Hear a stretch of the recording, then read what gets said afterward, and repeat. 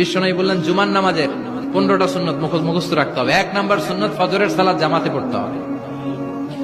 2 নামাজ মুনাফিকদের কাছে সবচেয়ে কঠিন, একটা হচ্ছে ফজরের নামাজ আর একটা এশার নামাজ। এক আলেমকে জিজ্ঞেস করা হলো ফজরের বাতাসটা এত ঠান্ডা আর স্নিগ্ধ কেন?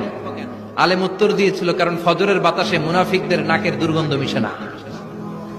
ফজরের বাতাসটা স্নিগ্ধ, ফজরের সময় আল্লাহওয়ালাদের আনাগোনা, মুসল্লিদের আনাগোনা, ইসলামের পক্ষের শক্তির আনাগোনা। চিল্লায় বলেন ঠিক কিনা?